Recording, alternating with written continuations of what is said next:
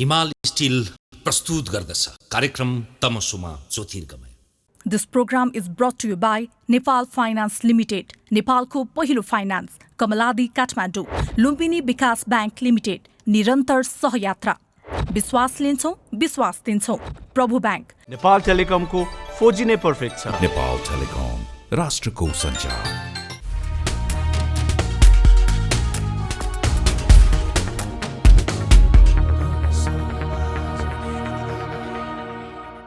दर्शकबिन नमस्कार। कार्यक्रम तमसुमा ज्योतिर्गमयको अर्को विशेष श्रृङ्खलामा यहाँलाई हार्दिक स्वागत छ। हामीले 3 वर्ष अगाडि श्रृङ्खला खतिवडासँग मिस नेपाल वर्ल्ड 2018 भए पश्चातको पहिलो टेलिभिजन अन्तर्वार्ता गरेका थियौँ। आज अर्को सन्दर्भ पनि जुरेको छ। उहाँ भदौ महिनामा हार्वर्ड विश्वविद्यालयमा शहरी विकास अध्ययनका लागि जाँदै हुनुहुन्छ। हुन त त्यो खबर सार्वजनिक भएको 1.5 महिना भइसक्यो। यद्यपि त्यसका तरङ्गहरू, त्यसका बाछिटाहरू क्रमशः तरङ्गित भइ नै रहेका छन्। आज हामी उहाँको भावी जीवन, उहाँबाट लिन सकिने प्रेरणा, सुन्दरता र बौद्धिक सुन्दरता आदि इत्यादि विषयमा चर्चा गर्छौँ। स्वागत छ श्रीकलाजी। धन्यवाद, धेरै धेरै धन्यवाद। अहिले चाहिँ कसरी बितिरहेछ? दैनन्दिन त सबैको 24 घण्टै हो, तर त्यो 24 घण्टा मध्ये पनि तपाईँको चाहिँ कसरी बितिरहेछ? अहिले चाहिँ मुख्यतया मैले आर्किटेक्चर फर्म आफ्नो सुरुवात गरेको छु, एउटा स्टार्टअप भनौँ होइन। गाथा नाम दिएर आर्किटेक्चर डिजाइन र कन्स्ट्रक्सन फर्म सुरु गरेकी छु। हाम्रो सानो टिम छ, त्यसकै अन्तर्गतका थुप्रै प्रोजेक्ट्सहरू छन्। हामी चाहिँ अहिले त्यसमा धेरै बिजी छौँ। म मुख्यतया त्यसमा धेरै बिजी छु। त्योभन्दा बाहेक अब अलिकति सामाजिक रूपमा अपियरेन्सेसहरू, कार्यहरू, जुन पुराना गर्दै आएका कुराहरू, ती सबैमा पनि उत्तिकै टाइम जान्छ। जस्तो अब 1994 देखि मिस नेपाल सुरु भयो, विश्व यात्रामा 1998 देखि यो यात्रा सुरु भयो, आज 2021 भइरहँदा सबभन्दा धेरै चर्चाको केन्द्रमा चाहिँ किन तपाईँ हुनुहुन्छ? यो प्रश्न तपाईँलाई असजिलो हो, किनभने यो प्रश्नको उत्तर अरूले दिनु स्वाभाविक हुन्छ, तर त्यसको केन्द्रमा श्रृङ्खला खतिवडा किन भएन? मलाई पनि आफैलाई यो कुरा चाहिँ एकदम जिज्ञासा लागेर मैले आफै पनि एनालाइज गरेँ। अब यसको रिसर्चै त गरेको छैन, तर मलाई लागे अनुसार चाहिँ कुनै पनि व्यक्तिलाई कुनै पनि व्यक्तिसँग नाता जोडिनको लागि चाहिँ एउटा धागो चाहिँदो रहेछ कि कसैको मामाको छोरी अथवा छिमेकीको यो भने जस्तो राजनैतिक पृष्ठभूमिबाट आएको कारणले कसैलाई नभने तापनि एउटा परिवारसँगको नाताले पनि सायद सुरुवात दिनहरूमा चाहिँ अलि धेरैजनासँग म परिचित भएँ अथवा उहाँले पनि चासो राख्नुभयो।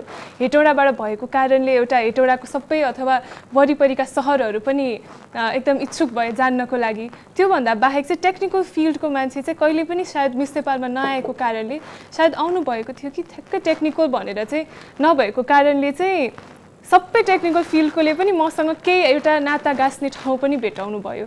अनि त्योभन्दा बाहेक चाहिँ सधैँ नेवार मात्र मिस नेपाल भन्ने एउटा बनिरहेको बेलामा एउटा अर्को समुदायकोले त्यो होल समुदायको सपोर्ट, यो सबै कुरा गाँसिँदै हजुरबुवाको शिक्षक आन्दोलनदेखिका सहयात्रीहरूदेखि यो सबै कुराहरूको सायद मैले ब्याज पनि पाएँ कि जस्तो लाग्छ हजुरबुवा बुवाहरूको। त्योभन्दा बाहेक चाहिँ पहिलो अन्तर्वार्तामै नेपालीमा दिएको कारणले त्यसले पनि अलिकति धेरैजनाको मन जित्यो कि यी सबैका तरङ्गहरूले चाहिँ जोडिँदै अलि धेरै पपुलर भए कि जस्तो लाग्छ मलाई चाहिँ। यिनीहरूभन्दा थप चाहिँ अर्को अझ महत्त्वपूर्ण, हामीले परबाट भोक्ता साक्षीका रूपमा हेर्दा यी सबै कुरा चाहिँ क्षणभङ्गुर कुरा हुन् क्या।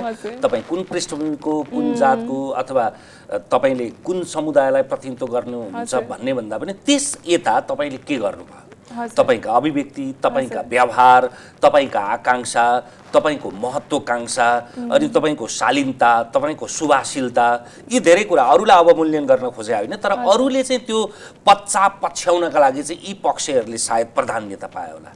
सायद हो कि अब आफैले भन्न त मिलेन, तर हुनसक्छ त्यस्तो कुराहरू पनि धेरै सुरुमा चिन्नको लागि कुनै पनि हिसाबले चिनिए तापनि त्यो मायालाई कायम राखिराख्नलाई चाहिँ आफ्नो तर्फबाट के दिन सक्छु भन्ने कुरा महत्त्वपूर्ण हुन्छ सायद खेल्यो। जस्तो अब यी सबै पक्षका पछाडि मैले अघि पनि तपाईँलाई सङ्केत गरिसकेको छु कि यस्ता सार्वजनिक प्लेटफर्महरूमा पनि किन अवसर पाइन्छ, किन मौका पाउँछ, त्यसका पछाडि आफूमा केही न केही हुनुपर्छ, अनि मात्रै त्यसको त्यो विस्तारित स्वरूपले त्यसलाई ग्रहण गर्न सकिन्छ। नत्र भने चुचुरमा पुग्न चाहिँ एउटा सामान्य कुरा होला, तर त्यहाँ टिकिरहन, त्योभन्दा पनि माथि अझै उचाइ छ भन्ने कुराको त्यो दृश्यावलोकन गर्न, त्यो महत्त्वकाङ्क्षा चाहिँ कम व्यक्तिमा मात्रै हुन्छ के।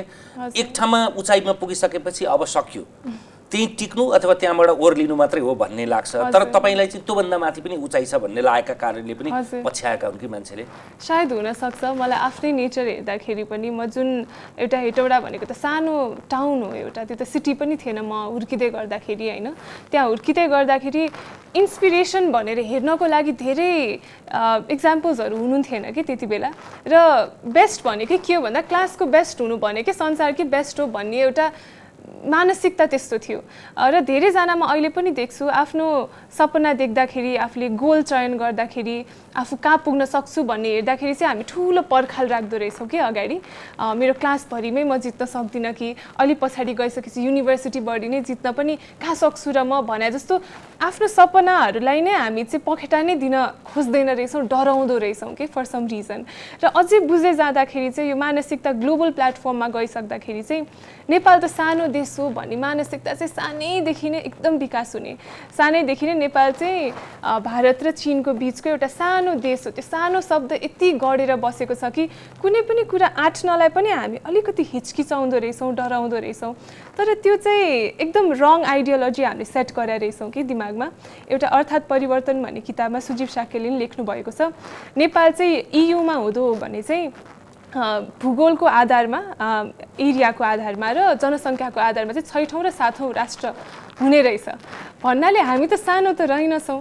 सो यो मेन्टालिटीले पनि हाम्रो सपना देख्ने कुरालाई चाहिँ धेरै सङ्कुचित बनाएको रहेछ। र मलाई मिस वर्ल्ड जस्ता प्लेटफर्महरूमा जाँदा र अरू पनि विभिन्न यो नेपाल फ्रान्सको त्यो एम्बेसीको एउटा गुडविल एम्बेसडर भएर देश विदेश घुम्दाखेरि पनि मैले के महसुस गरेँ भन्दा नेपाल चाहिँ सानो देश हुँदै होइन रहेछ र आँट्यो भने चाहिँ हामीले ग्लोबली पनि बेस्ट हुन चाहिँ सक्दो रहेछौँ भन्ने कुरा चाहिँ थाहा पाएँ। र त्यो चुचुरोमा पुगेपछि पनि अझै दृश्यावलोकनको कुरा गरिराख्दा मिस नेपाल भइसकेपछि चाहिँ वाट नेक्स्ट भन्ने प्रश्न चाहिँ मलाई 1 वर्ष त्यसले एकदमै गिज्यो कि गिज्याइरह्यो कि त मिस नेपाल त भइस वाट नेक्स्ट भन्ने कुरा मलाई भेट्टाउनै गाह्रो भयो। सबै अन्तर्वार्ता पनि दिएकै छु, सबैले चिन्नु भएको छ, तर आफूलाई चाहिँ भित्रबाट धेरै गरे जस्तो चाहिँ लाग्दैन। फेरि किनै गरेको छु र धेरै गर्न बाँकी छ जस्तो। तर वाट नेक्स्ट भन्ने प्रश्नले चाहिँ एकदमै धेरै सतायो। त्यो वाट नेक्स्ट भेट्टाउनको लागि चाहिँ मैले ग्लोबली पनि हामी जान सक्छौँ है भन्ने मान्यता आफूले जुन दिन इस्टाब्लिस गरेँ अनि त्यो दिनदेखि चाहिँ मलाई पनि अब अझै औपचारिक शिक्षा पनि चाहिन्छ, एउटा एक्सपर्टिज चाहिन्छ, why not the best institute भन्ने हिसाबले त्यसरी आफ्नो सपना बुन्दै गएँ। र सफलता पछि चाहिँ सबैजना जसले पछ्याइरहनु भएको थियो उहाँहरू पनि त्यत्तिकै उत्साहित भएको देख्दा चाहिँ एउटा परिवारमा छु जस्तो लाग्यो। मैले हार्वर्ड युनिभर्सिटीको जब न्युज सेयर गरेँ, मैले त आफ्नो एउटा प्राइभेट प्लेटफर्ममा सेयर गरेको थिएँ, खुसी व्यक्त गरेको थिएँ। त्यो कुरा चाहिँ धेरैजनाले एउटा नेसनल इभेन्ट जसरी लिइदिनु भएछ कि मलाई पनि अचम्म लाग्यो, यो त मेरो पर्सनल उपलब्धिलाई किन यसरी सेलिब्रेट गर्नुभएको होला भनेर। तर त्यो चाहिँ उहाँहरूले त मेरो जर्नी 0देखि देख्दै आउनुभएको कारणले सायद उहाँहरूले पनि त्यो सक्सेसमा चाहिँ आफ्नै साथीले, आफ्नै बहिनीले पाए जस्तो पो लाग्यो कि त्यो कुरा पनि एउटा मोटिभेटिङ फ्याक्टर भयो कि। जस्तो हार्वर्डकै कुरा आउँदा नि यो विश्वको सर्वोत्कृष्ट मध्ये पनि सर्वोत्कृष्ट विश्वविद्यालय, यो त एकदमै कम मान्छेको मात्रै पहुँच होला, यो त एकदमै असम्भव प्राय कुरा होला भनेर जसरी चर्चा गरिन्छ नि, यो त्यस्तो त होइन। त्यही पनि त्यस्तो किन लाग्यो? मलाई नै त्यस्तो लाग्थ्यो। म सुरुमा युनिभर्सिटीहरू खोज्ने बेलामा हार्वर्ड अप्लाई गर्नलाई त त्यो वेबसाइट खोल्न पनि मैले आँटिनँ कि मैले कहाँ सक्छु होला र जस्तो लाग्ने।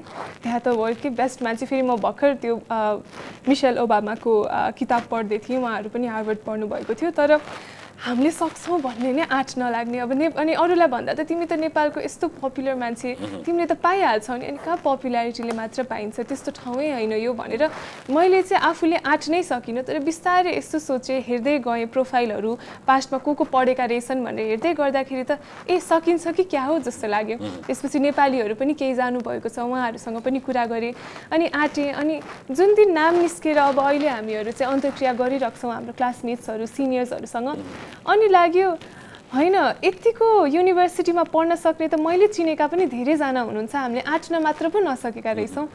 त्यो सपनालाई पनि धेरै ठुलो ठानेर हामीले त आँट्ने प्रयासै नगरेका रहेछौँ। चाहने हो भने त नेपालमा धेरैजना व्यक्तिहरू सक्षम हुनुहुन्छ, हार्वर्ड त के त्योभन्दा पनि अझै धेरै ठुलो ठुलो कार्यहरू गर्ने, नेपालकै टियुलाई पनि हार्वर्डको स्तरमा पुर्याउन सक्ने बौद्धिक व्यक्तित्वहरू, मेहनती व्यक्तित्वहरू नेपालमै हुनुहुन्छ भन्ने कुरा चाहिँ रियलाइज मलाई पनि भयो। आँट्न मात्र हामीले चाहिँ सोच्नै नसकेका मात्र। तपाईँले विषय चाहिँ सहरी विकासलाई किन छान्नुभयो? त्यसको पछाडि चाहिँ धेरै कारणहरू छन्। एउटा कुरा चाहिँ नेपालको अहिले सहरको त्यो विकासको ट्रेन्ड हेर्दाखेरि नेपालको मात्र होइन, साउथ एसिया अथवा वर्ल्डकै हेर्दाखेरि पनि अबको 2030 सम्ममा साउथ एसियामा हेर्छौँ भने 25 करोड मान्छे थपिन्छन् रे सहरमा। सहरको क्यापेसिटी त त्यति नै हो। 25 करोड मान्छे अटाउनको लागि यो सहर के सक्षम छ? हाम्रो सहरहरू नेपालकै स्थिति हेर्छौँ भने पनि अहिले उदाउँदा धेरै ठाउँहरू छन् कि, जस्तो भालुबाङ भयो, एउटा दाङ भनौँ, हेटौडा भनौँ, यस्ता थुप्रै साना सहरहरू छन् जुन अब 10 वर्षमा धेरै फैलिसक्छन् कि। अनि हामीले काठमाडौँ बिग्रियो भनिराख्दाखेरि नबिग्रिएका त धेरै सहरहरू छन् नि अहिले नै। त्यसमा अहिले इन्टरभिन गरेनौँ भने तिनीहरू पनि बिग्रिने सम्भावना छ। र अबको प्लानिङ गर्दा 50-100 वर्षसम्म गर्नको लागि अर्बन प्लानरको ठुलो भूमिका हुन्छ र सायद म त्यसमा कुनै रोल खेल्न सक्छु कि भन्ने हिसाबले मैले सहरी विकास रोजेकी हुँ। यसको तपाईँले तयारी गरिरहँदाखेरि धेरैलाई यो प्रेरणादायी पनि हुने भएका कारणले यो किन एकदमै हार्डवर्डलाई यत्रो केन्द्रमा राखेर छलफल गरिरहेछ भन्ने नपरोस्, किनभने तपाईँलाई एकदमै युवा पुस्ताले अहिले पठन पाठन गरिरहेका पुस्ताले पनि हेर्ने भएका कारणले यो चाहिँ खालि एउटा सुन्दरताको मात्रै कुरा, खालि एउटा सपनाको मात्रै कुरा नभएर यो व्यावहारिक सपनाको कुरा विपनामा रूपान्तरण गराउने कुरा भएका कारणले यो यात्रा तपाईले त्यो सुरुदेखि तय गर्दा आजसम्म हार्वर्डमा अब भदौमा जाँदै हुनुहुन्छ, यो यात्राको आफ्नो अलिकति अनुभूति सुनाइदिनु हो भने अरूलाई पनि सहज हुन्छ। हजुर, डेफिनेटली मेरो चाहिँ पढाइकै हिसाबले म सुनाउन चाहन्छु। यो पढाइकै कुरा भएको कारणले मैले धेरै ठाउँमा मेन्सन त गरेको छु। संक्षिप्तमा भन्दाखेरि म स्कुल पढ्दाखेरि चाहिँ साह्रै नै एउटा एभरेज विद्यार्थी थिएँ कि, कहिले क्लासको टपर पनि थिइनँ अथवा फेल पनि हुँदिनँ थिएँ। म एकदम एउटा कम्फर्टेबल स्पेसमा म रमाइरहेकी थिएँ। तर कारणवश यस्तो भइदियो, माओवादी जनआन्दोलनको बेलामा आधीभन्दा बढी विद्यार्थीले क्लास छोड्नु भएको कारणले म 81 क्लासको टप 5 टप 6 मा आइपुगेँ कि, टप 10 भित्र पहिलोचोटि पढेँ। त्यो ऱ्याङ्किङ देख्दाखेरि चाहिँ अचम्मको ऊर्जा र खुसी लाग्यो। ए बा, यो संयोगले आइलागेको कुरा, यो त मेन्टेन गर्नुपर्छ, नभए त बेइज्जत हुन्छ जस्तो लाग्यो। धेरै सानो थियो, 6 क्लासमा पढ्थेँ। त्यो बेला लागेको त्यो एउटा सानो रस भनौँ न, त्यो एउटा टाइटल, त्यो एउटा ऱ्याङ्कमाथिको त्यो रसले चाहिँ यस्तो धेरै मनमा राख्यो कि क्लासमा जति कम्पिटिसन त्यसपछि त बढ्दै गए पनि त्यो ऱ्याङ्क चाहिँ मैले मेन्टेन गरिराखेँ। र त्योभन्दा बाहेक चाहिँ हरेक वर्ष चाहिँ मैले गोल राख्न सिकेँ कि, त्यो कुरा एकदम महत्त्वपूर्ण हुँदो रहेछ। हिँडिराख्दाखेरि कहाँ पुगिन्छ, तर मलाई चाहिँ पूर्व नै जानु छ भनेर भने पूर्व कहाँ छ थाहा नभए पनि ठोकिँदै एउटा गन्तव्य त थाहा छ नि त। नियतिले, प्रारब्धले अथवा प्रकृतिले कहीँ न कहीँ त्यतातिर डोर्याउँछ पनि, आफूले पनि खोज्नको लागि, केही देख्नको लागि कहाँ जाउँ भनेर त्यो एउटा गोल हुने बित्तिकै चाहिँ मान्छे राम्ररी ड्राइभ हुँदो रहेछ। त्यसपछि सानै उमेरमा भए पनि हरेक वर्ष चाहिँ मैले डायरीको पहिलो दिन न्यू इयरमा आज यो वर्ष चाहिँ मलाई यति अचिभ गर्नु छ भन्ने हुन्थ्यो। त्यति बेला सबै पढाइमै केन्द्रित हुन्थ्यो। कुनै बेला टप 5 भन्थे, 85% भन्थे, टप 3 भन्थे, डिस्टिङसन भन्थे। हरेक वर्ष चाहिँ फरक हुन्थे गोल, तर गोल चाहिँ राख्थे। त्यो गोल राख्ने बित्तिकै जीवनले अचम्मको एउटा ट्र्याक समात्यो कि। त्यसपछि त्यो गोल राख्दै गएपछि, मेहनत गर्दै गएपछि साना उपलब्धिहरू के, क्लासको टपर, त्यसपछि एसएलसीमा राम्रो, त्यो साना उपलब्धिहरूले पनि आफूमाथिको आत्मविश्वास एकदमै आत्मविश्वास बढ्दै गयो। र +2 पढ्ने बेला म गोल्डन गेट भन्ने विद्यालय कलेजमा पढ्न आएँ। त्यहाँ चाहिँ अब क्लासमा 40-50 जना देखिरहेको 800-1200 जना एउटै क्लासमा। त्यहाँ त म एउटा ठुलो समुद्रको सानो माछा जस्तो फिल भयो। आफू त सानो, एकदमै सानो फिल भयो। टोडामा आफू के न जस्तो लागेको मान्छेलाई त म त केही पनि होइन रहेछ भन्ने आभास भयो कि। अनि त्यो दिन लाग्यो म त केही पनि त होइन, तर म चाहे भने त सक्छु जस्तो। त्यो बिस्तारै त्यो ठुलो पोखरीमा पनि if I want to I can do it भनेर त्यो 11-12 मा पनि यति मेहनत गरेँ कि मैले, हाम्रो सेक्सन्सहरू हुन्थ्यो 1, 2, 3, 4, म 4थो सेक्सनमा थिएँ। 1 नम्बर सेक्सनको भन्दा राम्रो स्कोर ल्याएर ग्रेजुएट हुन सकेँ। त्यसपछि पुलचोकको सपना देख्न थालेँ। त्यो त यति ठुलो ढोका जस्तो लाग्थ्यो, त्यो त खोल्नै सकिँदैन होला। 15,000-12,000मा 400 जनाले मात्र पाउने, एकदमै गाह्रो थियो। तर संयोगवश मेहनत पनि गरेँ, लक पनि होला सायद, मैले नाम पनि निकालेँ, पढ्न पनि पाएँ। र त्यहाँ गएपछि झनै सानो महसुस गरेँ फेरि कि। त्यो हरेक खुट्किलो चढ्दै जाँदा चाहिँ मलाई कस्तो लाग्यो भन्दा सपनाको चाहिँ कुनै लिमिट नहुँदो रहेछ। र जुन ठाउँमा आफू चुचुरोमा पुगे जस्तो लागे पनि there are so many bigger dreams जुनमा चाहिँ तपाईँ अझै सानो हुनुहुन्छ कि। त्यो एउटा रियलाइजेसनले यसरी हान्यो कि हरेक वर्ष त्यसपछि वाट नेक्स्ट, एउटा गोल गर्दै पुल्चोकको टपर भएर निस्केँ, जब कि म बटम 10 भएर छिरेको थिएँ। त्यो मेरो लागि एकदमै ठुलो उपलब्धि थियो। नेपालभरिबाट खारिएर छानिएर आएका विद्यार्थीहरूमध्ये हुन सक्नु, यी सबै ऊर्जा बटुलेर मिस नेपालमा जाने आँट गरेँ। मेरो लागि मिस नेपाल फेरि अजङ्गको ठुलो प्लेटफर्म थियो, किनकि ममा कुनै पनि हिसाबले मोडलिङ क्षेत्रको अनुभव थिएन र म मेरो कम्फर्ट जोनबाट बाहिर जाँदै थिएँ कि। अनि धेरैले प्रश्न पनि गरे किन जाँदैछौ भनेर, तर मलाई थाहा थियो कि कम्फर्ट जोनमा धेरै बस्यो भने चाहिँ nothing ever grows there. Comfort zone is a very beautiful place, तर धेरै कम्फर्टेबल भयो भने चाहिँ स्ट्याग्नेन्ट भइन्छ। त्यो कुरा महसुस भएर मिस नेपाल प्लेटफर्मले पनि मलाई धेरै सिकायो र आर्किटेक्चर भनेर एउटा घोडा जस्तो यसरी हिँडिरहेको व्यक्तिले चाहिँ संसार त धेरै ठुलो रहेछ, सिक्न सकिने कुराहरू अझै कति धेरै रहेछ भनेर हरेक दिन 50-100जना भेट्दाखेरि हरेक व्यक्तिबाट इन्सपिरेसन लिन पाएँ। यी सबै कुराले मलाई यस्तरी राम्ररी चाहिँ मोटिभेट पनि गर्दै गयो, ग्रो पनि गर्दै गयो र गोल चाहिँ अझै ठुलो ठुलो ठुलो देख्नलाई चाहिँ मद्दत गर्दै गयो।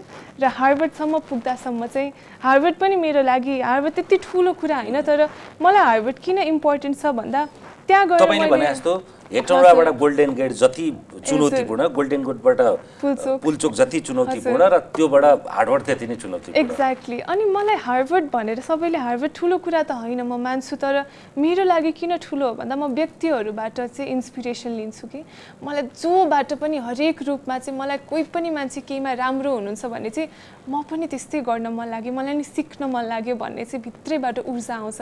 र हार्वर्डमा एउटा चाहिँ मलाई के कन्फिडेन्स छ भन्दा विश्वभरिबाट धेरै राम्रा राम्रा व्यक्तिहरू आउनुभएको हुन्छ र त्यो नेटवर्क र कनेक्सन राम्रा पनि अनि सँगसँगै इन्द्रेणी पनि अफ्रिकादेखि ल्याटिन अमेरिकादेखि साउथ एसियादेखि लिएर युरोप उत्तर अमेरिकासम्म। एक्ज्याक्टली। त्यो कुराले चाहिँ मैले सिक्न सक्ने कति धेरै सम्भावना छ, मैले कति इन्सपिरेसन्स पाउँछु होला र ग्लोबली संसारभरिका कुरा सिक्नको लागि त्यो प्लेटफर्म एकदमै ठुलो हुन्छ। नेपालमा पढ्न सक्थेँ, नेपालमा नि राम्रा इन्स्टिट्युसनहरू छन्, तर यहाँ पढिराख्दा चाहिँ अझै पनि मैले हजुरले भन्नुहोस् इन्द्रेणीको स्वाद चाहिँ मैले पाउँदिनँ थिएँ। त्यो बुझ्नको लागि पनि नेपाललाई भित्रैबाट चिनियो, बाहिरबाट विश्व हेरेर नि नेपाललाई पनि एनालाइज गरौँ भन्ने नि रहर छ।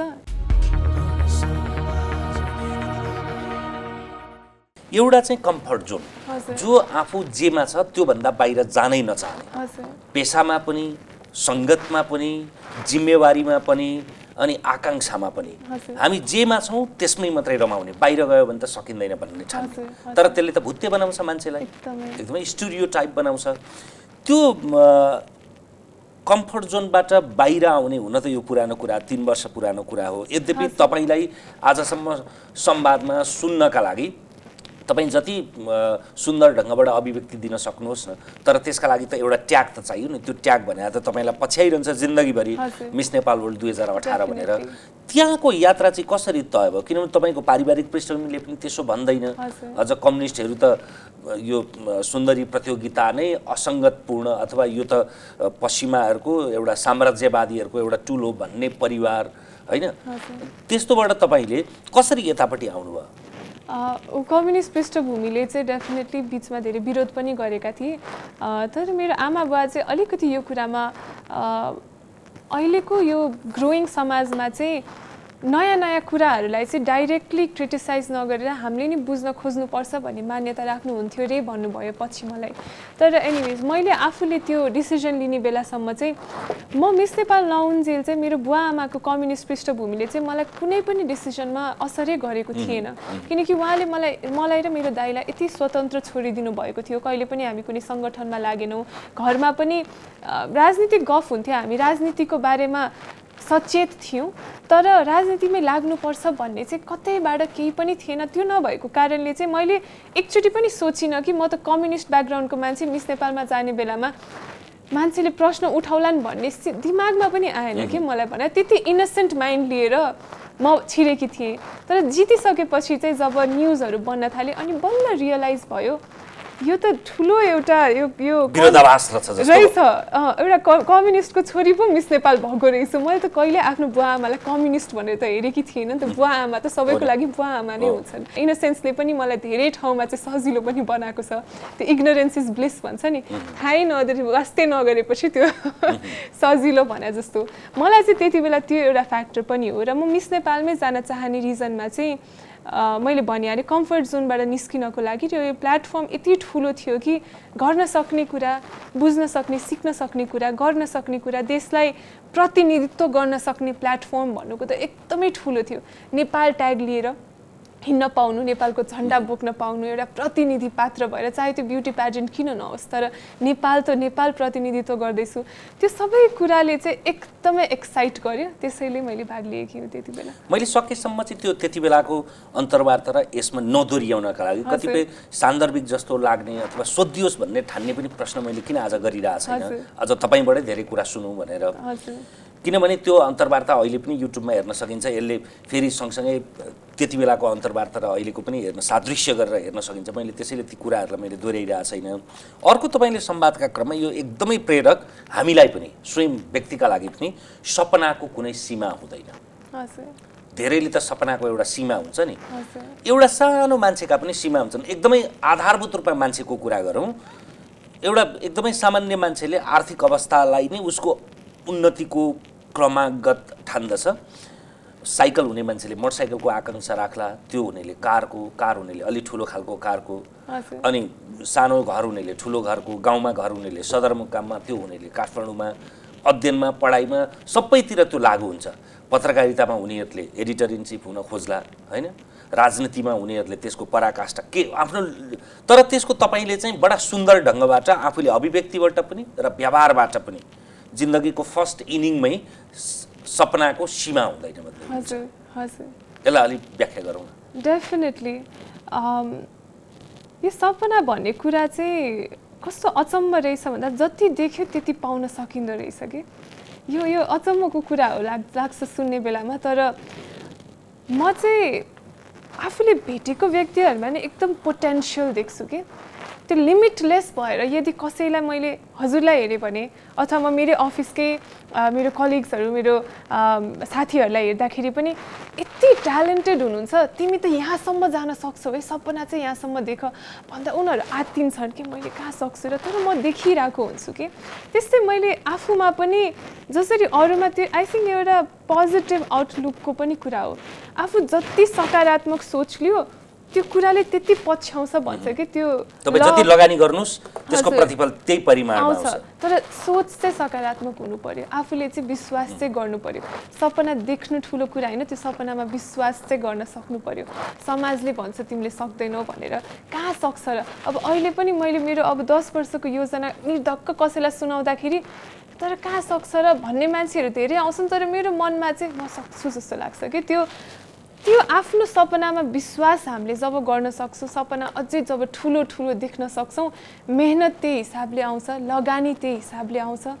त्यो प्यासन, त्यो डिटर्मिनेसनले यसरी ड्राइभ गर्छ कुनै व्यक्तिलाई कि अनस्टपेबल हुन्छौँ क्या हामीहरू, रोक्नै नसक्ने हुन्छौँ। तर सपना चाहिँ देख्नु पर्यो, विश्वास चाहिँ गर्न सक्नु पर्यो। आफ्नो सानोभन्दा सानो कुरा छ भने नि हामीलाई के बानी हुन्छ भन्दा पछि पब्लिक प्लेटफर्ममा 1000 जनाको अगाडि तिमी बोल्न सक्ने हुन्छौ भन्दा कहाँ सक्छौ, अहिले त 10 जनाको अगाडि पनि सक्दिनँ जस्तो लाग्छ। तर 10 जनाको अगाडि नसके नि 2 जनाको अगाडि त सक्नुहुन्छ होला नि त। 2 जनाको अगाडि सक्नुहुन्छ भने 4 जनाको अगाडि सक्नुहुन्छ। मेहनत गर्दै गर्नुभयो भने 10 जनाको अगाडि सक्नुहुन्छ। अझै मेहनत गर्नुहोस्, एक्सपिरियन्स 100 जना 1000 जना त पुग्न सकिँदो रहेछ। बाटोलाई नि रेखाङ्कन गर्दै माइलस्टोनहरू बनाउँदै गयौँ भने ठुलो सपनाहरू पनि प्यालेट खान सक्ने चम्चाले एक थाल भात एकैचोटि खाने होइन, चम्चाले लिँदै गएपछि ठुलो सपनालाई पनि टुक्रा पार्दै हेऱ्यो भने त जे पनि सकिन्छ जस्तो लाग्दो रहेछ कि। त्यसैले सपना देख्न डराउनु भएन, आफ्नो सपनामा विश्वास गर्नु पर्यो र त्यहाँसम्म पुग्ने मार्ग चाहिँ दिमागमा रेखाङ्कन गरेर स्टेप बाई स्टेप जाने भनेर कल्पना गर्दै गयो भने त 100 वर्ष पछाडिको कुरा नसके नि 1 वर्ष पछाडिको कुरा त गर्न सकिन्छ जस्तो लाग्छ। तर त्यसको पूर्व शर्त भने चाहिँ आकांक्षा र महत्त्वाकांक्षा र यथार्थ बीचको धरातल, त्यो धेरै ठुलो छलाङ चाहिँ हान्नु भएन। त्यसैले त्यो छलाङलाई चाहिँ लङ टर्ममा राख्ने, तर छलाङ चाहिँ छलाङ भने कहिले पनि हुँदैन है फेरि त्यो चाहिँ खुड्किलै हो मान्छेले हेर्दा 2 वर्षपछि देख्दा कस्तो छलाङ मारे जस्तो देख्छ त्यो मान्छेले खुड्किलो त चढेर त्यहाँ पुग्या हुन्छ त्यसरी छलाङ भन्ने सायदै नहोला एकदम लकी हुनुपर्छ छलाङ मार्नको लागि मेहनत नगरिकन लकीली त्यो भन्ने हुँदैन त्यो छलाङलाई चाहिँ सानो सानो खुड्किलोमा विभाजन गरे भने चाहिँ सकिन्छ यो बडा महत्त्वपूर्ण कुरा मान्छेले देख्दाखेरि पलक भरकै निमेष भरकै त्यो हुन पनि सक्ला तर त्यो टिकाउ हुँदैन एकदमै हुँदैन त्यो एकचोटि चाहिँ त्यो स्नेक एन्ड ल्याडरमा फुत्त भर्याङ चढ्या जस्तो हो त्यस्तो साँपले जसरी झार्छ नि त्यो त्यस्तै झर्न सकिन्छ त्यस्तो छलाङहरू चाहिँ फेरि केयरफुल भइएन भने त्यो चाहिँ एकदमै डरलाग्दो कुरा हो त्यो अघि कम्फर्ट जोनको कुरा गर्दा विषयान्तर भएर पारिवारिक पृष्ठभूमितिर गएछ त्यो कम्फर्ट जोनबाट बाहिर निस्किने दुस्साहस चाहिँ कसरी राख्ने त्यो हरेकका लागि मेरा लागि पनि म पनि बडा कम्फर्ट जोनमा जस्तो भइसक्यो अब अहिले त म त्यो पत्रकारिता भन्दा बाहिर अथवा आफ्नो साथीभाइ आफ्नो सर्कल आफ्नो एकदमै त्यो सीमित घेराभन्दा बाहिर त्यो सोच्न पनि सकिँदैन क्या त्यो कसरी गर्ने त्यो चाहिँ कस्तो हुन्छ भन्दा हरेक दिन बिहान उठ्नलाई मोटिभेसन आफूलाई कतिको छ आफूलाई थाहा हुन्छ नि कुनै बेलामा यस्तो मोटिभेटेड भइन्छ कि त्यो मान्छेले वर्षौँ लगाएर गर्न नसकेको काम पनि गर्न सक्छु जस्तो त्यो आँट र ऊर्जा जुन दिन आउँछ नि त्यो ऊर्जा चाहिँ एकदम ट्र्याप गर्नुपर्छ र जुन दिन आफूलाई लो फिल हुन्छ जुन दिन चाहिँ म ट्र्याप भएँ जस्तो फिल हुन्छ जुन दिन ऊर्जा भएको थियो नि त्यो दिन सपना मैले कुन देख्न सकेको थिएँ आफूलाई ऐनामा हेर्दा मैले कति ग्लोरियस देख्न सकेको थिएँ म त त्यहाँ पुगेको छैन नि म पुग्न सक्ने ठाउँहरू थुप्रै छन् म पुगेको छैन भनेपछि त होइन मेहनत गर्नुपर्छ भनेर आफ्नो त्यो लङ टर्म गोल राख्नुको जरुरी चाहिँ त्यही भएर हुन्छ कि भन्न खोजेको अघि छलाङको कुरा यो हरेक कुराहरू गऱ्यो महत्त्वाकांक्षाका कुरा गऱ्यो म भन्छु महत्त्वाकांक्षा राख्नुपर्छ महत्त्वाकांक्षा राखेन भने चाहिँ फेरि भने जस्तो अलिकति कम्फर्टेबल भइन्छ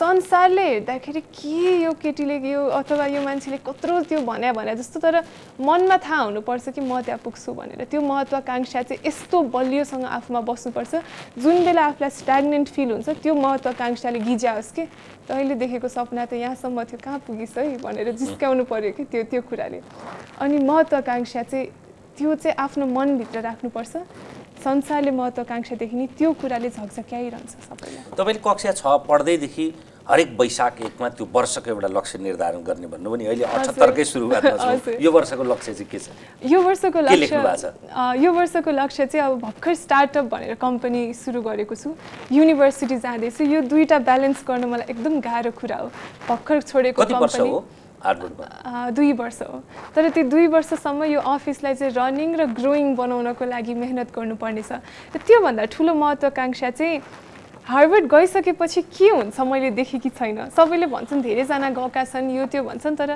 त्यहाँ गएर पनि त्यो त ढोका मात्र हो कि युनिभर्सिटी भने पनि सायद म जहाँ जे त्यो नाम इम्पोर्टेन्ट भएन त्यो ढोका खोलिसकेपछि चाहिँ how do I want to proceed मैले आफूलाई कसरी प्रेजेन्ट गर्न सक्छु कस्तो नेटवर्क बनाउन सक्छु म चाहिँ मैले लुकअप टु गर्ने धेरै व्यक्तित्वहरूमध्ये बराक ओबामा अघि मैले भने उहाँको दम्पति नै मलाई एकदमै मनपर्छ इलन मस्क मलाई मनपर्छ उहाँहरू जस्ता व्यक्तित्वहरूसँग भेट्नको लागि उहाँहरूसँग सिक्नको लागि प्रत्यक्ष उहाँहरूको कुराहरू सुन्नको लागि चाहिँ म एकदम आतुर छु कि सायद त्यो भन्ने बित्तिकै नपाइएला तर त्यो देशमा टेकेर त्यो एउटा एरियामा छिरिसकेपछि चाहिँ त्यस्ता इन्सपिरेसन्सहरू बटुलेर यो वर्षको लागि ठ्याक्क कन्क्रिट गोल छैन यो इयर चाहिँ मेरो लागि प्रिपेरेसनको इयर हो फर सम रिजन त्यो हरेक वर्ष त्यो ठ्याक्क कन्क्रिट गोल होइन 2 इयरको गोलको लागि प्रिपेरेसन जस्तो भनौँ त्यसरी लिएकी छु यो वर्षलाई एउटा खुल्ला उदात्त किसिमको छ एकदमै हरेक व्यक्तिलाई पहिचानको सङ्कट हुन्छ अथवा त्यही पहिचानमा मात्रै सीमित नरहौँ भन्ने ठान्छ तपाईँलाई अब यो सुन्दरी प्रतियोगिताको सुन्दरीको ताजले त्यो एउटा सहज पनि हो माथि उठ्न तर त्यसबाट सायद तपाईँले उन्मुक्ति खोजे जस्तो पाउँछ कि तपाईँको अभिव्यक्तिबाट तपाईँका क्रियाकलापबाट त्यसबाट मात्रै मलाई नचिनियोस् है त्योभन्दा फरक मेरो आफ्नो व्यक्तिगत लक्ष्य अथवा मेरो आकाङ्क्षा र मैले देखेको सपना त अर्कै हो है भन्ने तपाईँको अभिव्यक्तिमा लाग्छ मैले सही ठाउँमा हजुर अलि केही सही केही गलत भनौँ त्यो चाहिँ कस्तो हो भन्दा मेरो लागि मिस नेपाल भनेको चाहिँ जीवनको च्याप्टरहरू मध्येको एउटा च्याप्टर थियो त्यो किताब खोलेर पढेर सकाएर बन्द गरेर मैले थन्काइसकेँ तर अहिलेसम्म पनि यो यति स्ट्रङ छ कि यो टाइटल पोजिटिभ र नेगेटिभ दुवै वेमा त्यो टाइटलभन्दा माथि जितेर अर्को आइडेन्टिटी बनाउन चाहिँ एकदम गाह्रो छ कि जीवनभरै म मिस नेपाल भइरहेको छु त्यसमा मलाई कुनै पनि अफसोस छैन तर मिस नेपाल भन्दा म बढी पनि छु है भन्न खोजेको त्यो टाइटल मात्र म होइन, अथवा त्यो दिन लगाएको ताज मात्र म होइन, अथवा मिस वर्ल्डमा गएको श्रृङ्खला मात्र म होइन। 3 वर्ष पो बितिसक्यो त, त्योभन्दा पनि पछि उहाँहरूले सम्मानले चिन्नु भएको छ, मिस नेपाल भनेर माया गरिदिनु भएको छ, त्यसलाई म एकदमै सम्मान गर्छु। तर म त्योभन्दा पनि बढी छु र नयाँ त्योभन्दा पनि एउटा अझै बलियो आइडेन्टिटी बनाउन चाहन्छु, सो द्याट पछि गएर मान्छेले चिन्दा यो मान्छे त कुनै बेलामा मिस नेपाल पनि थियो है भन्ने होस्, न कि कोट्याउँदा थाहा होस्, अथवा त्यो चाहिँ अलिकति त्यो ब्याकग्राउन्डमा एउटा स्याडो बनेर बसिराखोस्, तर फ्रन्ट लाइनमा मेरो प्रपर आइडेन्टिटी चाहिँ त्यो नभइदियोस् जस्तो लाग्छ। तपाईँले खोजेको, तपाईँ आफैलाई एकदमै स्वयं त सुखायो भने पहिचान चाहिँ के हो त त्यसमा तपाईँले बनाउँदै गरेको? हजुर, अब सुरुवात गर्दाखेरि चाहिँ जुन फिल्डको कम्फर्ट छोडेर बाहिर आएको थियो, त्यही कम्फर्टेबल फिल्डकै एउटा वास्तुकला क्षेत्र र एउटा अर्बन प्लानरको रूपमा गर्न सक्ने थुप्रै कुराहरू छन्। सुरुमा अर्बन प्लानरको रूपमा सहरी विकासमा यति धेरै योगदान दिन सकौँ कि पछि गएर त्यो योगदानको चाहिँ ठुलो त्यो सक्सेस चाहिँ त्यो योगदानको चाहिँ जेनेरेसन्सले पनि पाउन्।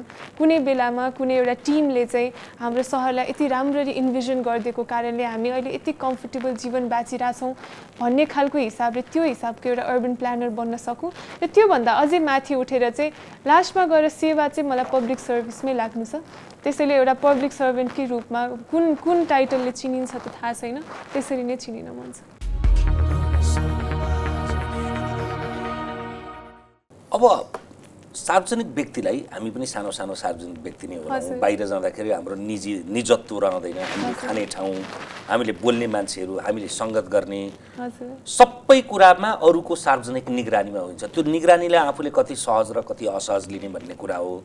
मान्छेहरू भेट्न आइरहेका हुन्छन्, एउटा कहिलेकाहीँ त दिक्क लाग्ने पनि हुनसक्ला, तर दिक्क मान्नुहुन्न, त्यो सम्मान नै हो। किनभने मेरो निजत्व रहेन, एक्लै बस्न पनि पाइँदैन, घरि फोटो खिच्न आछ, घरि सोध्न आछ, घरि जिज्ञासा राख्न आछ, सबैको जिज्ञासा बिहानदेखि बेलुकासम्म, त्यो फेरि 24 घन्टा 7 दिन 365 घन्टा त्यसमै अभ्यस्त पनि होइएला। तपाईँलाई त्यसको कयौँ घनत्वमा हुन्छ, त्यसलाई तपाईँले कसरी सन्तुलनमा राख्नुहुन्छ, अथवा त्यसलाई व्यवस्था गर्नुहुन्छ, अथवा कसरी व्यवस्था गर्नुहुन्छ? सुरुमा चाहिँ मेरो इनोसेन्सले व्यवस्था गर्यो, तर बिस्तारै जति बुझ्दै गयो, कमेन्टहरू जति पढ्न थालेँ, मान्छेको टिका टिप्पणीहरू सुन्न थालेपछि चाहिँ त्यसले गलाउँदो रहेछ क्या आफूलाई। त्यो मान्छेको नेचरै कस्तो हुँदो रहेछ भन्दा 90% तारिफ भने 10% नेगेटिभिटीले चाहिँ अलिक बढी चिमट्दो रहेछ कि त्यो त्यस्तो राम्रो भइराख्दाखेरि पनि। सुरुमा त म एकदमै इनोसेन्सले पनि मलाई ड्राइभ गर्यो, तर बिचमा चाहिँ अलिक गलायो त्यस्ता टिका टिप्पणीहरूले। त्यस्तो बेलामा चाहिँ मैले यसो रियलाइज गरेँ, त्यसले चाहिँ मेरो खुट्टा तानिरहेको जस्तो लाग्यो कि दलदल जस्तो। त्यो पब्लिकली चिनिसकेपछि त संसारमा त कति धेरै खालका मानसिकता भएका व्यक्ति हुन्छन्, सबैलाई रिसाउन सकिँदैन। म चाहिँ सबैलाई सकेसम्म खुसी बनाऊ, सबैको मन जित्ने खालको भइदिउँ जस्तो लाग्थ्यो, तर एउटा पोइन्ट आएपछि महसुस भयो त्यो चाहिँ नसकिने कुरा रहेछ। त्यो त दलदल रहेछ कि छेडिक खुसीको लागि होला, तर कसैलाई रिजाउनको लागि यदि केही गरियो भने चाहिँ त्यो दलदलमा एकदम फसिँदो रहेछ। जिन्दगीको लामो यात्रा चाहिँ त्यो दलदलमा फस्नु भएन भनेर मैले त्यो टिका टिप्पणी, अभिव्यक्ति र पब्लिक लाइफसँगै आउने विभिन्न कम्प्लिकेसनहरूलाई चाहिँ मैले व्यवस्थै गर्न थालेँ। धेरै भएको छैन, 6 महिना जति भयो मैले व्यवस्था गर्न थालेको। त्यसपछि म यति धेरै ऊर्जा आयो ममा, किनकि त्यस्ता कुराले चाहिँ मलाई त्यो एकदमै तानिरहेको रहेछ, अल्झाएको रहेछ। खुला रूपले फेरि म सोच्न थालेपछि चाहिँ त्यस्ता कुरा व्यवस्था गर्नुपर्ने रहेछ। त्यो भनिराख्दाखेरि चाहिँ आफू रङ ट्र्याकमा पनि हिँड्न सकिन्छ। त्यसैले कसैले गरेका टिका टिप्पणीले कसैले एकदमै धेरै चिमट्यो भने आफूलाई सेल्फ रिफ्लेक्ट गरेर हेर्दा त्यसमा सुधार्न सक्ने केही कुरा छ भने सुधार्ने, छैन भने व्यवस्था गर्ने, त्यही नै हो। अब कि त्यो गरेन भने यो चाहिँ पब्लिक डोमेनमा डिजिटल प्लेटफर्ममा आउने कुरा भयो। पहिले पो एकहोरो हुन्थ्यो, हामीले बोल्थ्यौँ टेलिभिजन सेटबाट, त्यस पछाडि के प्रतिक्रिया थाहा हुँदैन थियो। अब यो त तपाईँको युट्युबमा पनि अपलोड हुन्छ, लाखौँ दर्शकले हेर्नुहुन्छ, त्यसमध्ये तपाईँले भने जस्तै 90-95% सकारात्मक कुरा आउला, अनि 4-5% एकदमै स्वस्थ आलोचना आउला, र 2-3% कुण्ठा आउला। तर अब त्यसलाई पनि सम्मान गर्नु पर्यो। कम्तीमा त्यो पनि त हाम्रा लागि नै त दिएको हो, त्यो गाली पनि त कम्तीमा हामी थिएनौँ भने त आउँदैन थियो, त्यसलाई पनि सायद सम्मान नै गर्ने होला। धेरै मान्छे चाहिँ एकदमै प्रतिक्रियाशील हुन्छन् के, कसैले ढुङ्गा हान्यो भने तपाईँ सार्वजनिक व्यक्ति हो भने त त्यति सहन सुन्न पनि त सक्नु पर्यो। त्यसबाट चिमोटिने, त्यसबाट दर्फर्याइने, त्यसबाट आघातै पार्ने त गर्नु भएन नि। त्यति सहनशीलता त हुनु पर्यो नि। हुनुपर्ने रहेछ। मलाई पनि थाहा थिएन सुरुमा। म पनि कसैले अब धेरै टिप्पणीहरू आउँछन्, त्यसमा सत्यता नै नभएको टिप्पणीहरू पनि कहिलेका धेरै स्पेस पाउँछन् कि त्यस्ता कुराहरू। त्यो सबभन्दा चर्चित त एउटा तस्बिर। ए हजुर डिसेम्बर 25 को सेरोफेरोमा सान्ता क्लजको तस्बिर लाएर एउटा अमुक धर्मको प्रचार गर्यो भनेर अब त्यस्ता कुराहरू जुनमा कुनै सत्यता नै छैन। क्रिसमस डेको दिनमा एउटा क्रिस्चियन समुदायसँगको सेलिब्रेसनमा भाइ बहिनीहरूले टोपी लाएर त्यो गरे। मैले सायद सोच्न सक्नुपर्ने थियो त्यसका त्यो सावधानी पनि अपनाउनु पर्ने रहेछ। त्यो मेरो इनोसेन्सले मलाई सोच्नै आएन त्यसरी। यति इनोसेन्टली मैले त्यो कुराहरूलाई लिएँ कि समाजमा यस्ता पनि ठुलो हिस्सा छन् जसले चाहिँ यो कुरालाई नेगेटिभली लिन सक्लान् भन्ने नै दिमागमा आएन कि। तर त्यो कुरा भइसकेपछि चाहिँ म त्यसपछि अलि बढी सावधान चाहिँ डेफिनेटली हुन थालेँ। त्यो कुरा सायद तपाईँमा पनि लागु होला। म पनि एउटा यस्तो डोमिनमा छौँ कि अब यात्रा त लामो छ, डेफिनेटली 1 दशक 2 दशक होइन, बाँचुन्जेल यो सार्वजनिक सरोकारमा बस्ने भएपछि न त राजनैतिक टिप्पा तपाईँलाई उत्तर दिन सजिलो होस् भनेर मैले आफ्नो अनुभूति भने, न कुनै मेरो निजात्मक र वैयक्तिक रूपमा राजनैतिक टिप्पणी गर्छु, न त रुचि अरुचिको कुरा गर्छु राजनैतिक रूपमा। सकेसम्म प्रवर्धन गर्ने, एकदमै खुसी साटासाट गर्ने, सार्वजनिक विषयमा पनि जुनसुकै विषयलाई मान्छेलाई मेरो प्राधिकार हो भन्ने ठान्ने भएर जे पनि टिप्पणी गर्छ नि, त्यो गर्ने त मलाई प्लेटफर्म छँदैछ त। म एपी1मै गर्न पाउँछु। मैले त्यो सामाजिक सञ्जालमा गरेर किन त्यसलाई अरूलाई उद्वेलित पार्ने। त्यसैले मैले चाहिँ त्यो सन्तुलन कायम गर्ने गरेको छु। एकदमै कम लेख्ने, त्यो पनि सुविचारी ढङ्गबाट लेख्ने। तपाईँको चाहिँ कस्तो छ अनुभूति? म चाहिँ पहिला चाहिँ एकदमै धेरै मनमा लागेको कुरा लेखिहाल्थेँ, प्रेजेन्ट गरिहाल्थ्यो। हामी चाहिँ अहिले इन्स्टाग्राममा धेरै हाम्रो रिच छ। तर आजकल चाहिँ मलाई यो सत्यता भन्ने कुरा नै, त्यो कुनै पनि कुराको सत्य कुरा न्युजै पढे तापनि रियाक्टै गरिहाल्ने मन लाग्दैन कि आजकल। 1-2 दिन पूर्ण मन लाग्छ। किन हो? किनकि कुनै पनि कुरा सत्य भेटाउनको लागि चाहिँ धेरै गहन अध्ययन बुझ्नुपर्ने रहेछ र कुनै कुरा बुझिसकेपछि चाहिँ जे कुरा समाजमा प्रेजेन्ट हुन्छ र त्यसको वास्तविकता चाहिँ छर्लङ्गै फरक हुने रहेछ। त्यो कुराहरू जति धेरै बुझ्दै गएँ, मलाई त केही कुरा टिप्पणी गर्ने आजकल त म धेरै सोध्छु। यदि कुनै टिप्पणी गर्छु भने चाहिँ 100% इज इट ट्रु भन्ने कुरा नभएसम्म चाहिँ टिप्पणी गरिहाल्दिनँ। कहिलेकाहीँ पब्लिक प्रेसर एकदमै आउँछ, यत्रो कुरा भइरहेछ किन नबोलेको, बोल्नु पर्दैन भनेर आउँछ। त्यति बेला चाहिँ आजकल म शान्त भएर बस्न सिकेकी छु। अथवा चाहिँ म त्यो घचघचाइ रह्यो भने चाहिँ ल त भनेर म गरिदिन्थेँ, पोस्ट गरिदिन्थेँ। आजकल चाहिँ म गर्दिनँ। मेरो साइलेन्समै म बरु बस्छु। थाहा नभएसम्म चाहिँ म केही पनि त्यो मौनता भएपछि अरूबाट पनि अपेक्षा हुँदैन। फेरि यसको मौनता नै यसको शक्ति हो भन्ने ठान्छ। सायद त्यही नै हुन्छ। बोलेपछि चाहिँ अनि ट्रस्ट पनि बढ्छ। थोरै बोल्ने, चाहिने बोल्ने, जे सही हो त्यो बोल्ने। थाहा नभएको कुरामा सुनेको भरमा, न्युजै पढेको भरमा पनि रियाक्ट चाहिँ गरिहाल्नु हुँदैन रहेछ। तपाईँको सुवास यस्तो छ कि तपाईँलाई चाहिँ कम्फर्ट जोनभन्दा बाहिर गएर मान्छेले प्रश्न गर्नै चाहँदैन, डराउँछ। एक त तपाईँ पनि अन्तर्वार्तामा कमै जानुहुन्छ, नत्र पनि सेलिब्रिटीसँग चाहिँ प्रेमको विवाहको प्रश्न बडा सर्वथा स्वाभाविक हुन्थ्यो। अहिलेसम्म मलाई सोधे जस्तो लाग्दैन। हजुर, अलिकति छुसुक्क लास्ट टाइम पनि अलिकति टच गर्नुभएको थियो, तर खासै थिएन त्यति बेला पनि। मैले चाहिँ मचक्क टेक्न चाहेँ। हजुर, एउटा व्यक्तिका लागि निजत्व त छँदैछ, सँगसँगै सार्वजनिक जीवनमा प्रेम भनेको त्यो प्रारब्धसँगको प्रेम, प्रकृतिसँगको प्रेम, परमेश्वरसँगको प्रेम, यी प्रेमका कुरा त छँदैछ। तर दैहिक प्रेमको कुरा गर्दा, दैहिक पनि माता पितासँगको प्रेम भन्दा पनि मैले वैयक्तिक प्रेमको कुरा गर्दाखेरि त्यसमा कतिको डुबुल्की लाउनु भएको छ? जीवनमा सहयात्री चाहिन्छ। त्यो कुरामा चाहिँ कुनै पनि मलाई त्यसमा होइन, सहयात्री बिनै हिँड्न सक्छु जस्तो चाहिँ लाग्दैन। कस्तो हुन्छ भन्दा आफू इन्डिपेन्डेन्ट भइराख्दाखेरि पनि फुल भइराख्दा फुलमा सुवास थपे जस्तो हो कि सहयात्री राम्रो पाउनु भनेको चाहिँ एउटा गुड सपोर्ट सिस्टम हो, गुड मोटिभेसन हो, गुड इन्सपिरेसन हो। र त्यो दिनभरि थाकिसकेपछि चाहिँ त्यो सहयात्री भइसकेपछि चाहिँ त्यो आनन्द र ढुक्क लाग्ने त्यो एउटा राम्रो कनेक्सन हो कि। त्यो माया प्रेम भन्ने कुरा पनि भगवान हुनुहुन्न, तर जो हुनुहुन्छ उहाँले चाहिँ सोचेरै दिनुभएको कुरा हो कि। नभए त्यो जीवनमा प्रेमै नहुँदो हो भने त जीवन साह्रै खल्लो हुन्छ। हुन त अब सार्वजनिक व्यक्तिका निजी जिन्दगी कति सार्वजनिक गर्ने भन्ने हो। हजुर कतिपय कुरा मैले जे सोध्दैछु त्यसका पनि सीमा होलान्। कतिपय कूटनैतिक रूपमा मेरो प्रश्न बुझ्नुपर्छ, दर्शकले पनि तपाईँले पनि।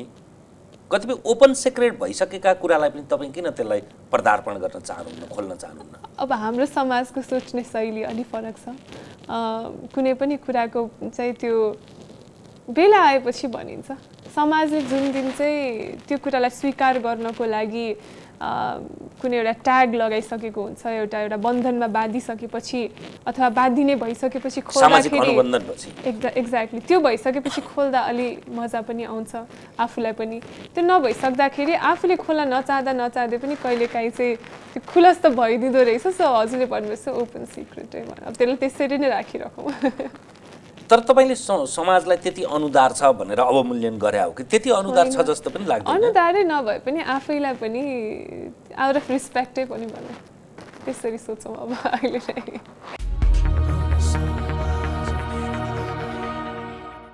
यो 5 वर्षमा नि तपाईँ सार्वजनिक 4-5 वर्ष भनौँ न, 4-5 वर्षमा तपाईँले तपाईँलाई चाहिँ कसरी मूल्याङ्कन गर्नुभएको छ? आफैलाई के रूपान्तरण आयो ममा भन्ने ठान्नु भएको छ? म चाहिँ त्यो आउँदाखेरि चाहिँ मलाई खासै धेरै कुरा थाहा थियो जस्तो लाग्छ, तर थाहा थिएन। जति यो समाजमा भिज्दै गएँ, जति बुझ्दै गएँ, बुझेका कुराहरू सबै मैले बिर्सिनुपर्ने स्थिति आयो कि जुन कुरा रियालिटी मानेर हामी एउटा जीवनमा एउटा नर्मल लाइफ बाँचिराख्दाखेरिको समाजको देशको जुन एउटा चित्रण थियो मेरो दिमागमा, त्यो कुरा चाहिँ कम्प्लिटली अपोजिटै भयो जस्तो कुनै समयमा त हुन्छ नि।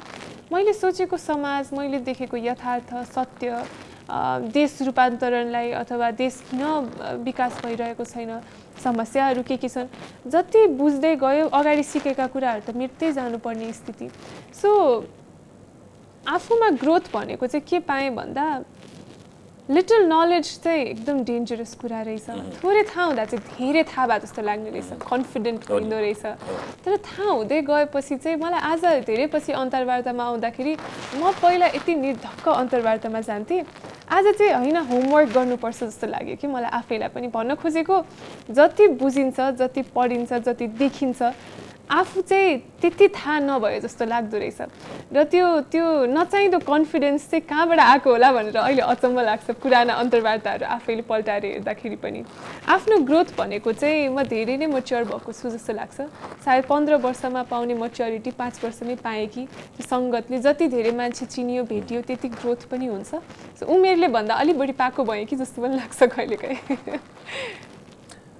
तपाईलाई अबको 10 वर्ष अथवा 20 वर्ष पछाडि कुन रूपमा मान्छेले देख्छन्, कुन भूमिकामा, कुन रूपमा? धेरै प्रसङ्ग त आइ नै सक्यो, यद्यपि तपाईले आफूलाई कुन रूपमा चिनाउन चाहनुहुन्छ? जीवनमा सक्ने जति उचाइहरू चुम्न मन छ। कहिलेकाहीँ कस्तो हुँदो रहेछ भन्दा त्यो चक्लेट नपाउन्जेल चाहिँ कस्तो होला, यस्तो तलतर हुन्छ, खाइसकेपछि त ओहो पेटै दुखे जस्तो हुन्छ नि। कहिलेकाहीँ चाहिँ कुनै कुराहरू चाहिँ यस्तो हुन्छन्, आकाङ्क्षाहरू चाहिँ त्यो नपाए पनि हुन्थ्यो, तर पाइसकेपछि चाहिँ म त्यसलाई त्यो लेट गो गर्न सक्छु कि। फर इक्जाम्पल यो शिक्षाकै कुरा भनौँ अथवा कुनै टाइटल पोजिसन अथवा धन सम्पत्तिकै कुरा भनौँ, यी सबै कुराहरू नपाउन्जेल मान्छेलाई त्यसको प्यास धेरै हुन्छ। पाइसकेपछि त यो के पनि होइन जस्तो हुने रहेछ। मलाई चाहिँ पब्लिक सर्भिसमा एकदम रमाउन मन छ पछि गएर। त्यहाँ रमाउन सक्नको लागि चाहिँ यस्ता आकाङ्क्षाहरू चाहिँ मलाई सुरुमै पुरा गरिदिएर म त्यो जीवनमा जुन बेला पब्लिक सर्भिसमा पुगिसक्दा चाहिँ एकदमै स्वच्छ भावनाले र कुनै पनि व्यक्तिगत आकाङ्क्षा नराखिकन मलाई पुग्न मन छ कि। सो सायद यो 10-20 वर्षको दौरानमा चाहिँ हरेक आफ्ना ससानादेखि ठुला आकाङ्क्षाहरू पुरा गर्दै समाजलाई पनि हुने हिसाबले कन्ट्रिब्युट गर्दै जान मन छ। र त्यो एउटा ठाउँमा पुग्ने भइसकेपछि चाहिँ एकदम सेल्फलेसली मलाई चाहिँ पब्लिक सेवामा लाग्न मन छ। त्यो गर्नका लागि फेरि धेरैको अपेक्षा धेरै हुन्छ क्या। जस्तो अघि सुरुमै पनि कुरा भयो, तपाईलाई शारीरिक स्वास्थ्यमा पनि जोड्छन्, मानसिक स्वास्थ्यमा पनि जोड्छन्, सँगसँगै तपाईँको महिला स्वास्थ्यसँग पनि जोड्छन्। त्यति मात्रै होइन, तपाईँको स्वास्थ्य मन्त्रालयले केही गर्नु पर्यो भने पनि तपाईँ नै चाहिने, युनेस्कोलाई केही गर्नु पर्यो भने पनि तपाईँ नै चाहिने, WHO लाई पनि तपाईँ नै चाहिने। यति धेरै गर्दा गर्दै तपाईँको आफ्नो आकाङ्क्षा कि त त्योसँग एकाकार गराउनु पर्यो, होइन भने त त्यो अलग थलग रूपमा मेरो आकांक्षा यो सार्वजनिक आकांक्षा यो भनेर त सकिँदैन यिनीहरूलाई त मिसाउनु पर्यो अन्तर्घुलित बनाउनु पर्यो एकदमै गर्नु पर्यो हजुरले भन्नुभएको एकदमै ठिक हो मिस नेपाल भइसकेपछिको 1-2 वर्ष त यो फोरममा पनि बोलेको छ यहाँ पनि बोलेको छ क्यान्सरमा पनि बोलेको छ के भन्छ अरे प्रजनन स्वास्थ्यमा पनि बोलेको छ थाहै नभएको विषयमा पनि एकदमै सर्फेसियल नलेज मात्र सरसर लिएर भए पनि रेलेभेन्टली बोलेको छ कि अनि आफैलाई यस्तो खोक्रो महसुस हुन थाल्यो त्यसपछि मेरो एक्सपर्टिज चाहिँ के हो त अनि म बिस्तारै त्यसपछि यस्ता प्लेटफर्महरूमा बोलाउँदा मभन्दा धेरै अब्बल यो कुरामा बोल्न सक्ने व्यक्तित्वहरू हुनुहुन्छ प्लिज उहाँलाई बोलाइदिनु भन्दा फेरि त्यसलाई चाहिँ इग्नोर गर्यो भने नेगेटिभली लिइदिने अब यो ब्यालेन्स चाहिँ भेट्टाउनै पर्यो जस्तो लाग्यो त्यो ब्यालेन्स भेट्टाउनको लागि चाहिँ मैले आफूलाई चाहिँ के गर्न मन छ भन्ने कुरा महत्त्वपूर्ण हुन्थ्यो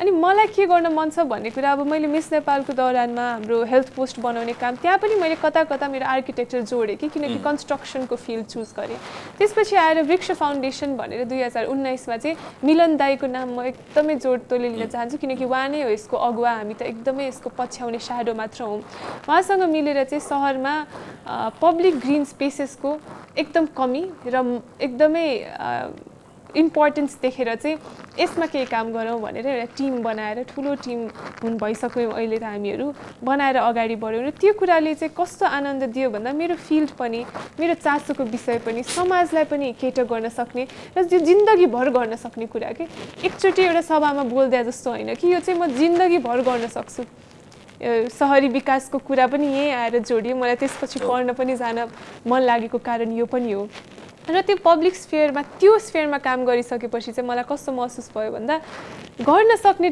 धेरै कुरा छ तर अथोरिटीमा पुग्नको लागि चाहिँ एकदम जरुरी रहेछ कि एक ठाउँमा हेल्थ पोस्ट बनाउन सकिन्छ होला एक ठाउँमा पार्क बनाउन सकिन्छ होला तर जुन हिसाबको परिवर्तन चाहेको छौँ त्यो चाहनको लागि चाहिँ अथोरिटी भएको पोजिसनमा पुग्नुपर्ने रहेछ चाहे त्यो स्थानीय तहमा होस् चाहे त्यो कुनैसुकै तहमा होस् त्यो पाउनको लागि चाहिँ मलाई हरेक तवरले ज्ञान पनि लिन एकदमै रहर लाग्यो र त्यो सबै कुरालाई जोडेर चाहिँ मलाई अब जीवनभरि गर्न मन लागेको काम चाहिँ अर्बन प्लानिङमै लागेर कसरी हुन्छ समाजका धेरै पाटालाई समेट्ने सामाजिक आर्थिक राजनैतिक के भन्छ सांस्कृतिक होइन हाम्रो सामाजिक हरेक कुरालाई जोडेर लैजान सक्यौँ भने चाहिँ यो अर्बन प्लानिङ मान्छेले हेर्दा चाहिँ सिटी ब्युटिफिकेसन जस्तो मात्र देख्नुहुन्छ एस्थेटिक हेर्नुहुन्छ कि त्यो भनेको चाहिँ एउटा अर्बन प्लानिङको सबैभन्दा लास्टको महत्त्वको कुरा हो त्यो त्यति महत्त्वपूर्ण होइन जति अरू पाटाहरू मैले जुन भने त्यति महत्त्वपूर्ण छन् सो मैले अहिले पढ्न लागेको विषयमा पनि मैले चाहिँ यो सबै पाटोहरूलाई जोडेर आफैले कोर्स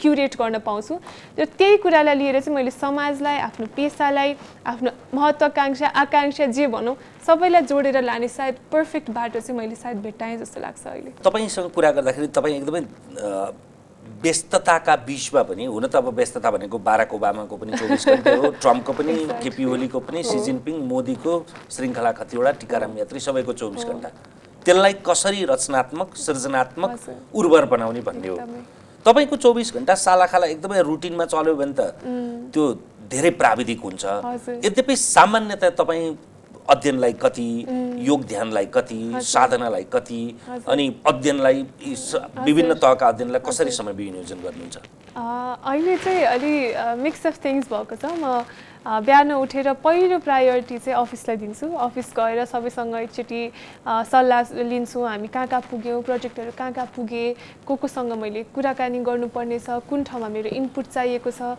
कुन डिजाइन ओभरसी गर्नुपर्ने छ कहाँ मेरो डिजाइनको इनपुट चाहिएको छ यी सबै कुरा चाहिँ सकेसम्म फर्स्ट हाफमा भ्याउन खोज्छु हामी 9 बजे अफिस सुरु गर्छौँ त्योभन्दा अगाडि घरमा रेडी भएर यताउति निस्किन्छु त्यसपछि चाहिँ यस्तो इन्टरभ्युजहरू हुन्छन् कहिलेकाहीँ अब हाम्रो ब्रान्ड इन्डोर्समेन्टहरूको सुटहरू हुन्छन् सानो भिडियो बाइट भन्ने हुन्छ दिनमा केही न केही परि नै रहेको हुन्छ त्यसमा समय दिन्छु फेरि अफिसै आएर बेलुका कति 6, 7, 8 कति बजेसम्म सक्छु अफिसमै बस्छु त्यही बेला जुम मिटिङहरू पनि कहिलेकाहीँ परिरहेका हुन्छन् कुनै बेला चाहिँ आफ्नो अध्ययन आफ्नो कामहरू सबै अब फाइनेन्सियल मिलाउनेदेखि लिएर सबै म्यानेजमेन्ट गर्छु र बेलुका चाहिँ आजकल धेरै जुम मिटिङहरू हुन्छ किनकि युएस र नेपालको टाइम डिफरेन्स भएको कारणले प्रोफेसर्सहरूसँग स्टुडेन्ट्सहरूसँग पोटेन्सियल रुममेट्सहरूसँग सो त्यस्तो कुरामा बिजी हुन्छु र सुत्ने बेलामा चाहिँ सोसियल मिडिया एकछिन हेर्छु, पहिला धेरै समय दिन्थेँ, आजकल चाहिँ दिँदिनँ, एकदम टाइम वेस्ट हुन्छ जस्तो लाग्यो। थोरै समय दिन्छु अनि किताब पढ्छु। आजकल चाहिँ मलाई कृष्ण भगवानको किताबमा एकदम इन्ट्रेस्ट लागेको छ, त्यसले चाहिँ एउटा राम्रो ऊर्जा पनि दिन्छ फर सम रिजन। अनि उहाँको किताबहरू बुझ्न खोज्छु, हरेक कुरा पनि बुझ्ने अब एउटा तरिका हुन्छ, पढेको कुरा एकजनाले एक थरी बुझ्छ, आफ्नो अनुकूल र आफ्नो जीवन अनुरूपमा कसरी मिल खान्छ भन्ने हिसाबले ती कुराहरू बुझ्न खोज्छु, त्यतिकै निदाउँछु। त्यसरी नै दिन बितिरहेको छ। अब कहिलेकाहीँ कुनै एक्स्ट्रा भयो भने ट्राभलहरू परिरहन्छन्, काठमाडौँ बाहिर जानुपर्ने धेरै कामहरू आउँदा चाहिँ त्यसरी नै म्यानेज गर्छु। तर घन्टाको हिसाबले दिन चलाउँछु। क्यालेन्डर हेऱ्यौँ भने हरेक घन्टाको लागि प्लान बनाएर चल्छु। तपाईँसँग त्यो 3 वर्ष अगाडिको अन्तर्वार्तामा पनि तपाईँभित्र त्यो आध्यात्मिक रुझान प्रतिबिम्बित हुन्थ्यो। त्यो भनेको सिधै फेरि अध्यात्मको कुरा गरिरहनु पर्दैन क्या, त्यो डेस्टिनी बनाउने, योजना बनाउने, सकारात्मकताको प्रवर्धन गर्ने, त्यस पछाडि मैले आकाङ्क्षा गरेपछि यो प्रकृतिले काहीँ न काहीँ पुरा गरिदिन्छ, मैले सपना त देख्नु पर्यो, यी सबै काहीँ न काहीँ त त्यसैमा एकाकार हुन्छन् नि त। त्यही भएर मैले त्यो योग ध्यान साधना अध्ययनलाई पनि त्यो पाटोले पनि तपाईँलाई सायद त्यो ऊर्जा दिएको होला भन्न खोजे।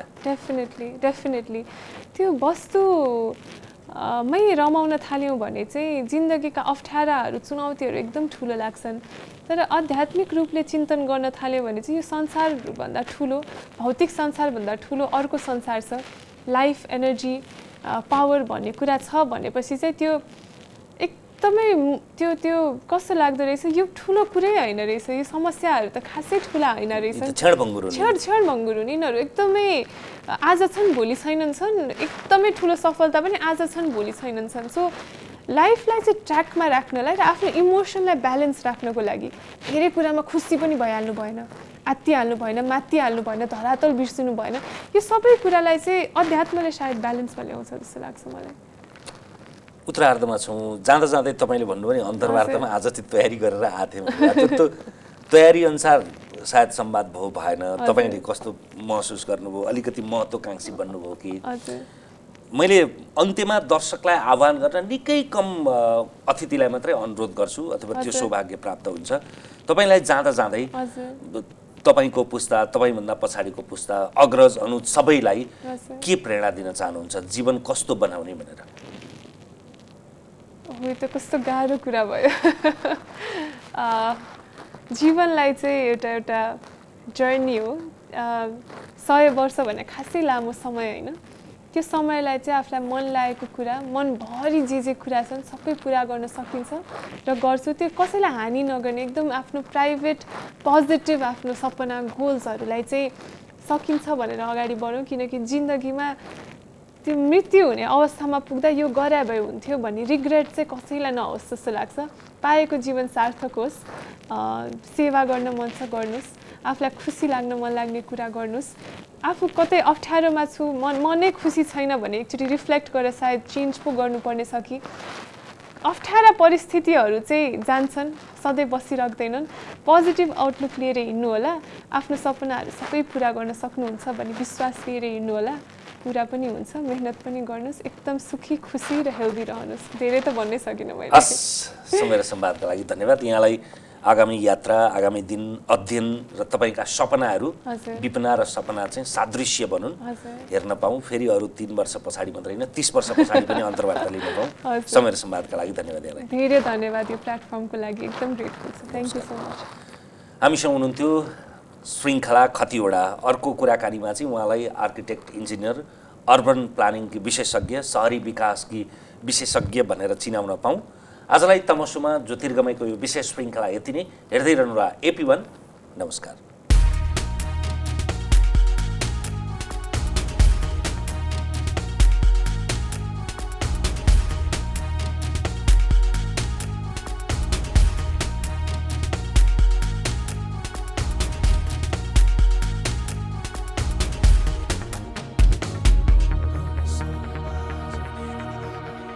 हिमाल स्टिल प्रस्तुत गर्दछ कार्यक्रम तमसुमा ज्योतिर्गमय। This program is brought to you by Nepal Finance Limited, नेपालको पहिलो फाइनान्स, कमलादी काठमाडौँ, लुम्बिनी विकास ब्याङ्क लिमिटेड, निरन्तर सहयात्रा। विश्वास लिन्छौँ, विश्वास दिन्छौँ। प्रभु ब्याङ्क। नेपाल टेलिकमको 4G नै पर्फेक्ट छ। नेपाल टेलिकम, राष्ट्रको सञ्चार। It's an AP1 presentation.